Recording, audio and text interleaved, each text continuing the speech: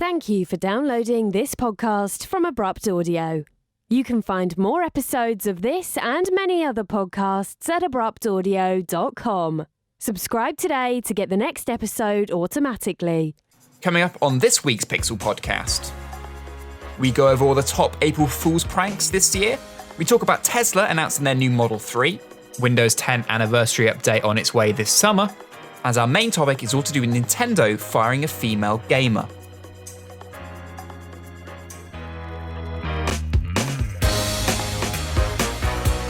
You're listening to the Pix3l podcast. Hello and welcome to episode 9 of the Pix3l podcast. Don't forget that if you haven't checked us out on our other platforms, we are available on abruptaudio.com/Pix3l, that's Pix3l. We're available on the iTunes store and on the podcast app for iOS. And finally, we're available on Android on the Stitcher app as well. Also, you can get involved in the conversation by following us on our new Twitter account, which is at Pix3l Podcast. So before we get started with our first weekly catch-up topics, it's time for me to, of course, introduce my co-host this week, Martin. Hello, Ben. It's nice to be back. The worst time to have a heart attack is during a game of charades. You're listening to the Pix3l podcast. For our first topic, it's going to be April Fools. Since our last podcast till now, obviously April Fools has happened, so here are some of our favourite pranks to happen. The first one is titled, Someone Slashed Your Tyres, Mate. This is where someone has printed off the musical legend that is Slash and stuck them on the person's tyres. The second one is the Silent Loo app. When you're caught short and you don't want to be caught, you can use this app. This app will have a few sounds where it will drown out the sound of you on the loo, shall we say. It comes with washing your hands, everyone's old classic favourite, to the unusual tsunami. And finally, a train carriage for dogs. The North Yorkshire Moors Railway created a carriageway specifically for dogs this April Fool's Day. So those are all really great. I particularly enjoyed the whole slash tyres thing. I think that's absolutely amazing. I love those little bit of fun. Some of my favourite ones also was BBC made a joke that they were going to bring back VHS tapes to their store so you could buy all your favourite shows in VHS. I personally enjoyed that one. YouTube announced that they were going to do Snoopervision, so some of your videos you could actually watch back in this theatre, joined by Snoop Dogg, who was giving a commentary over some videos. The only thing I didn't like was maybe there wasn't that many videos that you could watch it on, and it had the little icon on some videos. Like, oh my God, you could watch this video in Snoopervision. No, it just took you to the other videos where you could. Still was really cool. You could see some slow-mo guy stuff in Snoopervision. That was really cool. Donald Trump got in on the action. You could buy Donald Trump greetings cards. To be honest with you, it doesn't seem like much of a prank to me. And of course, you could rent an apartment in the moon, flights not included, and you are 4 minutes walk from Neil Armstrong's US flag. I'm sure that this is something that will happen in the future, so we joke about it now, but I can see that definitely happening. But yeah, going back to the train carriage for dogs, I actually quite enjoyed that one. That was really, really cool, you know, to go on the North Yorkshire Moors Railway and to see dogs in there. That was pretty cool. Definitely on topic for the TV show that myself and Martin is, along with a load of our university colleagues, are making, called Millionaire Dog, all about the dog sort of market and also about the things that people do in order to give their dog sort of the best and things like that. So it's sort of definitely in keeping with that. It's a shame maybe we couldn't have got involved with that for the documentary, but that would have been really, really awesome. So yeah, that's basically our favourite things from April Fool's Day. Don't forget to tweet us at Pix3l Podcast with some of your favourite things, or maybe something that you did to someone else on April Fool's Day. So our second topic is all to do with electric cars and Tesla. Now, anyone who has been interested in electric cars has been very much awaiting Tesla Model 3, which is set to be one of the more affordable Tesla cars for the masses. Yes, it has been officially announced now. The release is set for 2017, and the price starts at about $35,000, a far more reasonable price to pay for an electric vehicle. We've been waiting 10 years for this, and CEO Elon Musk hopes that this car will be the one that is brought to the masses. At the unveiling of the Model 3 at the company's design studio in California, Tesla CEO Elon Musk said the car will deliver at least 215 miles of range, beginning at just $35,000. That's a bold claim and an important one for Tesla to meet. Musk is fairly confident that deliveries will begin by the end of 2017, and you will not be able to buy a better car for $35,000, even with no options, and it will be one of the safest cars in the world. This is according to Musk. Some of the stats for the car, it is set to do 0 to 60 in less than 6 seconds, 250 miles of range, like we said, plus supercharger support is standard, which is something that is really, really important. Not only the miles, but it's also how quickly you can get that battery top back up if you are on a bit of a road trip. And these charge points are popping up more and more frequently. I've seen them in quite a few supermarket car parks now, which is going to be really, really useful. But I reckon that even though it's going to start at $35,000, a lot of the extras that you're going to see on a Tesla car, especially the Model 3, that you might want to get if you've been seeing some of the other more expensive vehicles, is definitely going to push this vehicle up to a higher amount of money. I can see, honestly, before you've added a few things on that probably you're going to want to have, maybe things like air conditioning and the like, you're probably going to look at a car that's about $40,000. But it's still very good to see. It's very, very competitive, especially if you look at some of the other vehicles out there. Some of them are only semi-electric and are costing around the same sort of money. So be able to get a full electric vehicle with the sort of maybe pedigree that Tesla's starting to build up, the reputation that it's starting to build up, I think it's going to be really, really interesting. Just before we move over to Martin, I do want to sort of talk about the success of things so far on the Model 3. It has had twice the amount of pre-orders than expected. The company was especially surprised by the number of people who lined up at Tesla stores to place their orders in person. While online orders opened at 7:30 p.m. PT on Thursday, customers who went into Tesla retail locations were able to deposit $1,000 and place a pre-order on Thursday morning. They said that they expected maybe 20 to 30 people to line up per store, not 800. So obviously it has gone really well for them, and numbers are being thrown around how many pre-orders have been set at the minute, but whatever the actual number is, it's very, very high, and if you are looking to pre-order one, you're going to be waiting a very, very long time is all I'm going to say. But Martin, do you think the hype's worth it? Do you think that having a car like this that's actually put to the masses at $35,000, do you think this is going to be more appealing to a lot more people? Do you think this is going to hopefully allow more people to be able to buy these sort of cars? I think it is a great idea, and with the price, it's actually very cheap for what I had in mind. I thought it'd be even double, maybe triple that actually. So I feel like it's a great car to buy, and Musk did say it's one of the most safest cars in the world when it comes out. So, and that's what I'm more interested in, safety. Like it, and also the speed it can go at. Like a few years ago, if you told me an electric car could do that sort of speed, I'd call your bluff. But no, it is a fantastic car. It looks amazing, and I feel like it'd be good for environmental purposes, and also I feel like for the price, it's a good buy.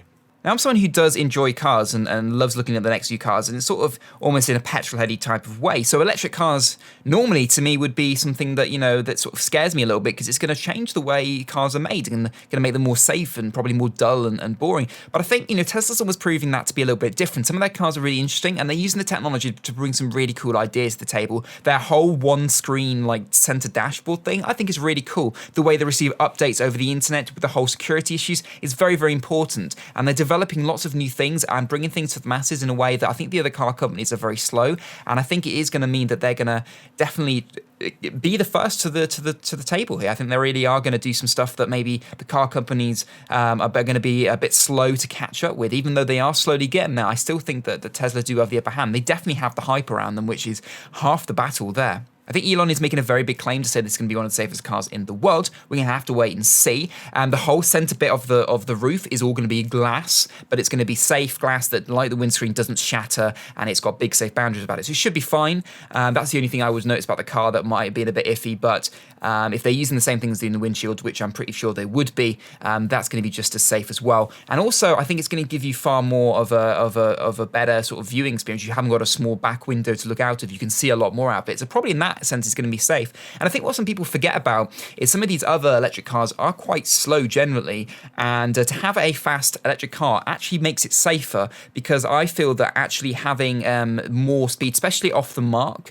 generally it makes a car a lot safer. You can get out of situations a lot better. If you talk to any motorcyclists, they'll say the fact that they can quickly get out of situations and sort of agile and move out of them makes them actually far safer than sort of slower cars that are kind of take a long time to be able to sort of move out of situation and react. So I think being able to get off the mark, and that is the great thing about electric motors, they have great torque on them. They do get to those speeds really quickly. I think honestly, that's going to be safer, and I think people don't really look at it that way, but it is definitely a way to look at it. If you can get out of a situation quicker and easier, make that quick response reaction, I think it's not just about having good brakes. I think it is about getting out of that situation quickly. Anyway, We'll have to wait and see how the Model 3 does. It's definitely off the mark, getting a lot of pre-orders, so that's obviously going to be good for Tesla, but we're going to have to wait and see what the adoption rate's like, how it settles in people's lives, how they're using it. Is it the main car for people? I don't know. I'm not convinced. Maybe it's going to be a second car for many people, but we'll have to wait and see.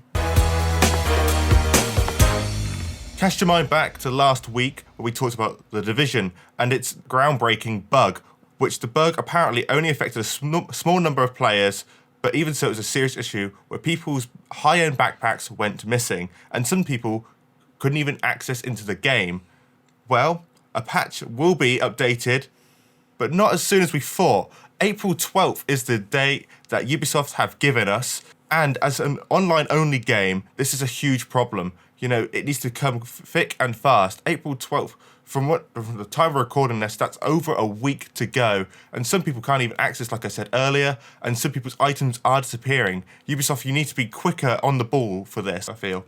Yeah, I 100% agree with you, Martin. They really need to be quicker off the line with this update. It's not really good enough. And honestly, me and Martin are desperate to buy this game and start playing it. But we're just talking about it now. We're probably going to wait until April 12th to buy the games. It's definitely going to hamper their players getting on there and playing it, and new gamers buying the game as well. And, I was hoping that, Ubisoft within the 24 to 40 hours would throw out a patch that at least went some way in fixing this. But it doesn't seem to be the case. They're like, let's delay it. We'll add in other things in this update. We'll do it as part of a bigger update, which I understand makes more business sense for them and easier on their developers and things like that. But I do think that they should really have been on the ball to show, look, we've got this, we know what it is, let's throw the update out, don't worry gamers, we've got your back sort of thing. And I feel like it's a little bit half-hearted about it, and that's the thing that really worries me. It's an online-only game, it needs the support. If something happens, you need to be quick out there, throw the patch in and get gamers back into playing their favourite game. Because I would be very, very frustrated right now if I wanted to play a game that is genuinely very good, and I've heard some really good things about the game. It's nothing towards the game at all. And, I'd want to go on there and play, but look, I don't want to risk my goods. Why would I want to risk, my backpacks that I've saved a lot of time and money, especially with this sort of game where you do spend a lot of time working your way out to better things, and to have it be lost, even by a small percentage of people immediately, isn't good enough. So Ubisoft, please get this fixed as soon as possible. And that's all really I have to say on this. Like Ben said, we haven't talked about this game, and it did sort of hamper when we're going to buy it. And other people like-minded like us would also have this, and it only just keeps spiraling. More people just feel like, no, I'm going to stay away from the game. It's a bit of a shame, really, because Division has sort of got on track. It's got a lot of hype around it, and a lot of people want to buy it. But now, I feel like the momentum's going to start slowing down because of this. I feel like Ubisoft needs to, like we said, be quick and hot off the press with this. The Windows 10 anniversary update will be the biggest update for OS since it last launched last year. It's going to add plenty of new features, including biometric password support for the Edge browser. It also lets Xbox One gamers turn their consoles into dev boxes too, and will bring Cortana voice assistant and background music playback, and more. We'll have to wait until E3 in June for more details though. The big new addition is the Windows Link, which should make stylus and pen input that little bit better. Right now, that's mostly good news for someone with a Surface Pro tablet, but we're betting a stylus will be a pretty common trait on laptops and tablets launching in later this year. Well, I will be honest, I'm quite impressed with the Windows 10 update, what it's offering. Obviously, the Xbox One gamers especially, and obviously into PC, it feels like it's just touching on things that they needed to sort of fine out, sort of remaster. So I feel like it's a much-needed update. Ben, what do you think? Yeah, I agree with your comment saying it's a much-needed update. These are things that people have been asking for a while, so it's kind of been waiting to happen. So it's kind of just a load of little things that we've been waiting on that Microsoft should have been doing before now, and they've going, well, we're going to celebrate, we're going to do all these things at the same time. Interested to see on some of the other things that we're going to see from the Xbox at E3. They've sort of teased a little bit there. Cortana on Xbox, probably going to be very, very useful, making use of the fact that some people have their Kinect hooked up so they can use that. Probably be a better system than what they've got already. Cortana is getting far more sophisticated than it was in its early days, which is always good to see. Background music playback is something that Xbox gamers have been waiting for a while. The PS4 has had this for quite some time, and with a partnership with Spotify as well, it's definitely brought a better experience. In that sense, we'll have to wait and see if there is any partnerships coming up with Xbox. Maybe we'll hear something in E3 in terms of that. But some incremental upgrades, which will always be welcome. I do have to use Windows 10 every so often to do different things. I'm generally a Mac Mac user for the sort of productivity stuff that I do, but I do have to spend my time on Windows as well. So I would definitely welcome those updates, some really good things coming. They've got some really cool partnerships, I'm sure, coming up as well with other companies. They're trying to bring out more and more products that are Microsoft's own products rather than just Microsoft software running on other hardware. So we cool to see where that goes, see where Microsoft goes. Windows 10 has been doing pretty well. I mean, Microsoft did say that Windows 10 is the quickest growing operating system they've ever done, which kind of is a little bit sketchy considering they kind of force people to Windows 10 in the sense that Windows 7 has been dropped support of, and Windows 8 and 8.1 was so poorly accepted by Windows users that really there was little choice but to go to Windows 10. So those figures I wasn't so keen on, dropped by Microsoft at their conference, but some really good updates coming. Really looking forward to what they're going to do with the Xbox One, and we'll have to wait now until E3 to see what other things are going to be announced. So with that, we wrap up our weekly catch-up topics this week. Don't forget you can read more on those articles on the Abrupt Audio website at abruptaudio.com/pixel. A clean house is a sign of a broken computer. Pix3l Podcast. So our main topic this week is all to do with Nintendo and a controversial move of them firing a female gamer, which has been definitely making waves on the internet. Now, Nintendo fired product marketing specialist Alison Rapp this week, a move that followed a ruthless online harassment campaign she'd endured from gamers peeved by changes to their beloved games. The company insists the termination announcement Wednesday has nothing to do with the harassment, but Rapp argues otherwise. Regardless of how things unfolded, the incident is the latest in a series of disturbing events that demonstrate just how precarious a position women hold in the gaming industry and the lengths some people will go to in order to silence or even force out those they do not agree with. Worst of all, those who harassed Rapp will certainly see her oyster, regardless of its impetus, as a victory. That will only make the situation worse. The campaign against Rapp revolved around criticism of changes made to games as they're adapted to various regions or countries, something called localization. For the role-playing game Xenoblade Chronicles X, this included removing some of the skimpy outfits worn by teenage characters, eliminated the so-called boob slider that lets players change the size of busts on various characters. Some fans were not at all pleased by this, and it didn't seem to matter that Rapp hadn't worked on the localization of Xenoblade Chronicles X, and in fact admits liking the boob slider, she still becomes a target as she's catalogued on Twitter. The attackers grew so viciously and heavily gendered that she began to fear for her safety. A quote here says, "Over the last few weeks, I've had to talk safety measures with my family, including talks with the police about possibly suspicious activity," she writes on Twitter. Throughout all this, Gamergate has been digging up all kinds of things about my personal life and contacting Nintendo about them. Now, to be honest with you, I'm a little bit sick of the whole Gamergate thing. For people who don't know, Gamergate has been going on for a while. It's talking about women in the gaming industry and also in the gaming press as well. And anything that seems to happen, people seem to jump on and say that, oh, it's a woman trying to be feminist and blah, blah, blah, and blah, blah, blah, without really having the facts to back up anything, which is typical of the internet and especially Twitter. And I'm really, really saddened to see this. I think Nintendo had a really good opportunity to say, look, we don't believe in all this crap and this online stuff. If people want to make up stuff on the internet without any genuine evidence, which is the case, then we won't take any notice in it. But they have seemed to have played into what the people on the internet wanted. They shouted hard enough and it seemed to be Nintendo seemed to go, do you know what, we don't want this bad PR, we're going to drop her, which I think is even worse PR than actually sticking by their guns. If they'd have stood up for her, I think they could have won back a lot of people, a lot of respect in the industry. And I think, honestly, as someone who knows other people who do work in the industry as developers, I think this is a really, really bad and really just shameful move by Nintendo. I think they should have supported her all the way through this, and it saddens me to see that we're in this sort of state, in this sort of era, in the 21st century, where, there's a whole controversy just over a woman in gaming and working like that. Women are going into so many different sectors in different industries, doing many different things that were never seen before, that I feel like, the gaming industry, honestly, is sounding very old-fashioned, and I think we need to change the record soon because it's just getting ridiculous. Martin, do you agree with me? Absolutely, Ben. I feel this is totally an unfair move by Nintendo. I feel like like you said, they should have stuck their guns and have said, no, we're going to stick by her through thick and thin, and that's what should have happened. And you're right, it might have been they might have thought, oh, it's just bad PR. Well, no offense, it's even bad now that you've just got rid of a lady of her stature and just tossed her away. You shouldn't have done that. You should have stuck with them And I understand that you got to listen to the fans, maybe what they want, but with the localization that she didn't even work on, you should have read up your facts and kept with her. I'm very frustrated with Nintendo for this, and I feel like with this, it shows that they're a very old-fashioned company with old-fashioned views, and I feel like it does need to change. And like you said, the history books have to be rewritten here, and I feel like they need to get her back onto their side.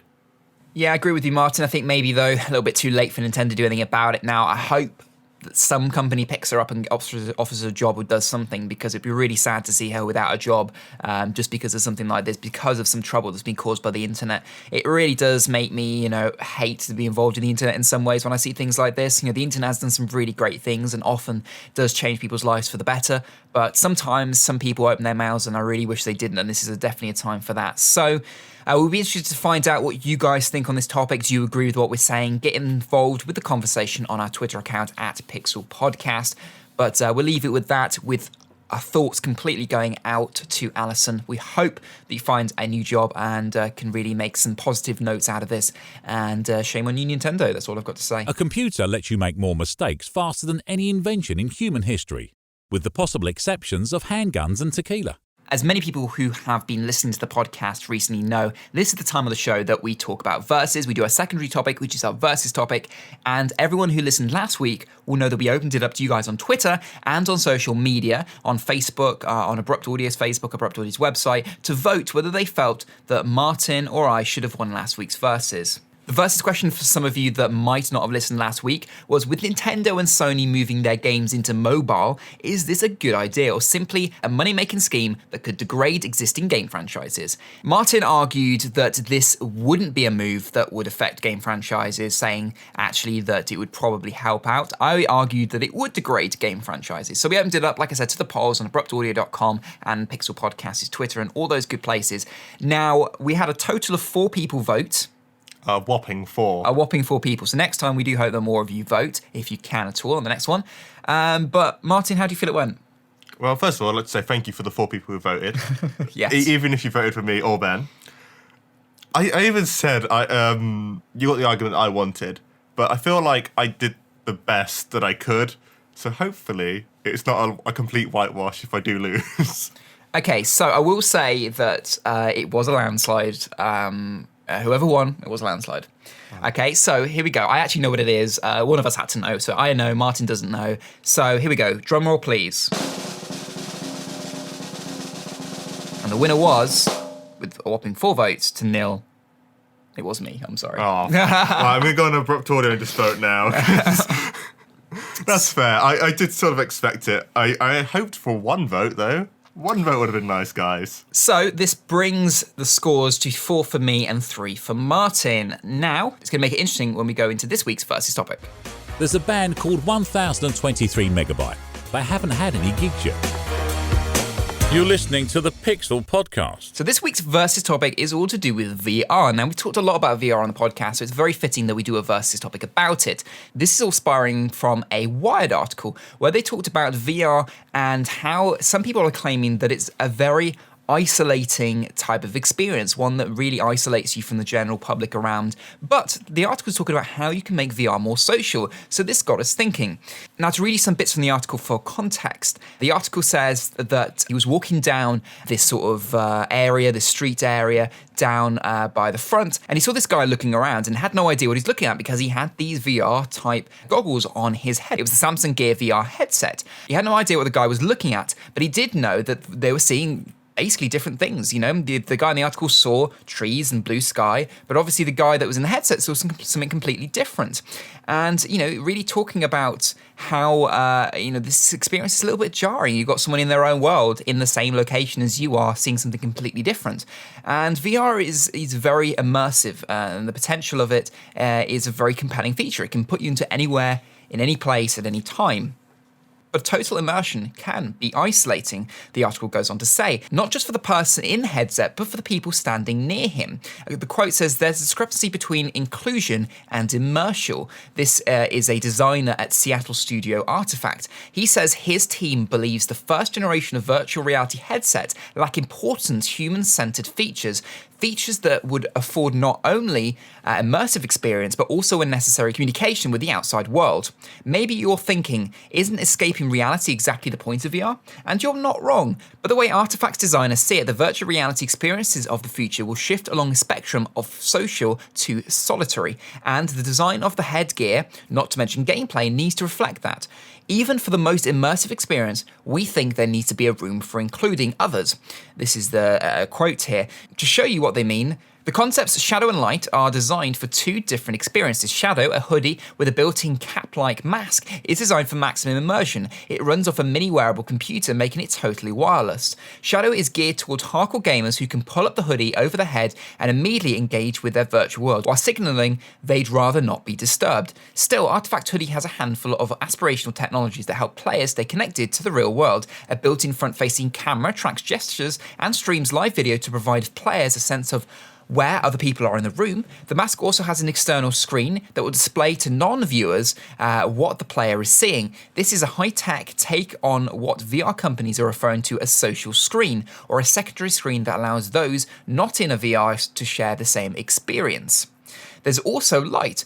Light, on the other hand, is a more casual VR user, though it employs many of the same technologies as Shadow. It's wirelessly connected to a computer or game console and fits around the head like a visor, which allows it to be slipped on and off quickly. Like Shadow, it has a motion tracking camera that lets the wearer see what's happening around them if she chooses, and an exterior screen to show off those creepy glowing eyes. A bone conduction audio system allows players to hear ambient sound, while pinching the touch display prompts the display to go transparent, giving the wearer an even more direct connection to the outside world. On principle, Artifact's ideas make a lot of sense. They're just really an attempt to connect those inside a virtual world to those outside, without sacrificing the immersion qualities that make VR so special. That's important, says Richard Marks, a senior researcher at Sony who works on the PlayStation VR. But it's not easy. Every VR company is interested in opacity, variable displays, he says, but implementing it is very difficult. So this is what we're going to talk about. Do we think that VR is going to take on more of a social aspect and turn into a social experience? Does it have the capabilities of that? Or is it always going to be isolated? The actual question itself is, VR have the potential to enhance our social life, but will only immediately make us more antisocial. Do we agree with that, or do we disagree with that? Martin, how do you feel? I feel like it's going to make us more antisocial. I have a massive big argument, and I hope I get this as a question for Versus. Okay, so you agree with the fact that it's saying that it has the potential, but ultimately is going to make us more antisocial? Absolutely. Okay, well, as I won last time, I do get to have to say over this, and I'm actually going to disagree with you. I'm going to say that it will make us more social beings. So you've got what you wanted, I've got what I wanted. If I win the flip coin things we have to do. So let's do that. We used Siri last time, so we'll use Siri again. So are you ready, yeah? Let's find out. So, go on, I'll be a gentleman. Would you want heads or tails? Oh, thanks, Ben. I will go... I always get it wrong. So I want to say heads. So I'm going to go tails. Okay, so you're going to go for tails. So tails would mean that you get to say that it will only make us more antisocial. Absolutely. Okay, here we go. Heads or tails? It's tails this time. You won, Martin. Well done. So you get to say that it makes you antisocial, and I get what I wanted. So we both win, basically. Oh, wow. There's only one winner. We'll find out. Next week. So I'm also going to be a gentleman and ask you, would you like to go first or second? I do have like I said, I have a massive argument case to go, but I would like to hear what you say first. Okay. So I'll be the gentleman and let you go first this time. Okay, I will go first. So, are you ready, Ben? Let's begin. 3, 2, 1. Go.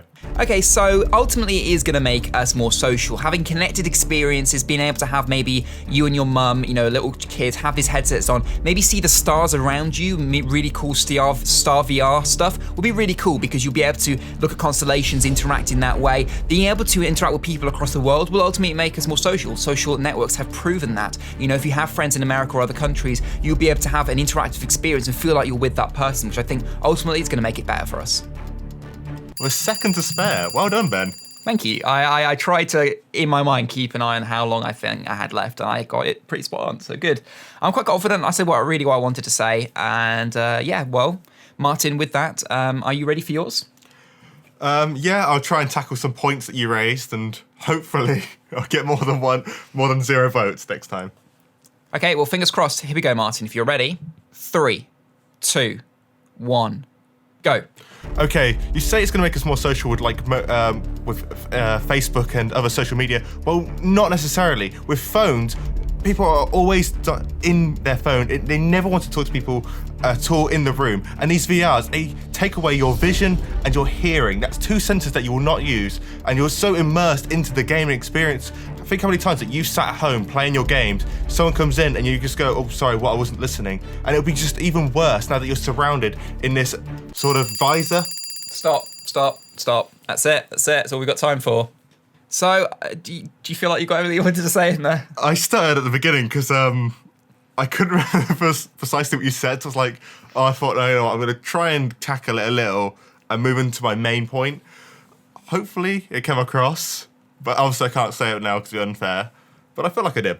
Okay, well, hopefully. So, it is going to be up to you guys listening right now. We want more than 4 votes this time. If you get more than 4 votes, 5 votes, I'll be happy. So, you know what to do. We're going to have the polls up on the Abrupt Audio Facebook page. We're going to have it on abruptaudio.com/pixel on the actual show page. But if you're on Twitter and like to follow us on Twitter, we really appreciate that. That's at Pix3l Podcast. That's Pix3l Podcast. Follow us on there. The poll will be up on there and you can vote on there as well.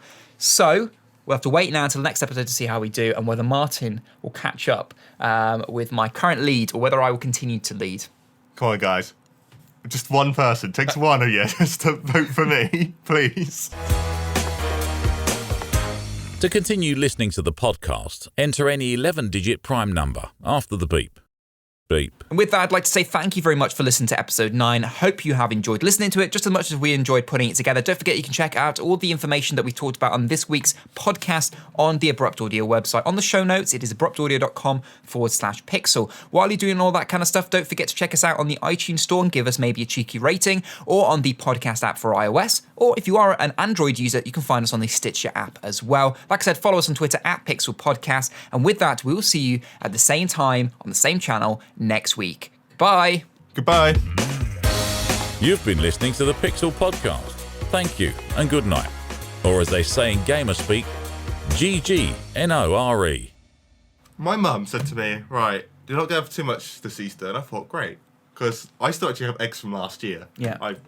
Honestly, I don't like eating not a chocolate. And then she said to me, oh yeah, we've got an Easter egg hunt. Brilliant. So there's 5 things around. Oh, she got me this, and not like I'm ungrateful, she got me this big old bag of mini eggs. And there's like about 10 packets in this big old, and I'm like, okay. Then I find 2 other Easter eggs. Big oldie, and I'm like, do you want me to get fat? Do you want me to get spotty? Is that what you want? I had one Easter egg from Heather. Although, no, my mum sent me a photo. There is one sitting on my desk when I get back home. I just haven't been home. It's one of those really cool new Easter egg things. It's got like lots of little things in it. I can't remember what it's called, but it's really cool looking. Awesome. But like, I don't want to sound ungrateful or bad, but honestly, it's too much chocolate for me. I'm not a massive chocolate eater. Well, I'm not as bad as I used to be. There we go. The truth's coming out. The truth's coming out. Oh, it's all coming out, Martin.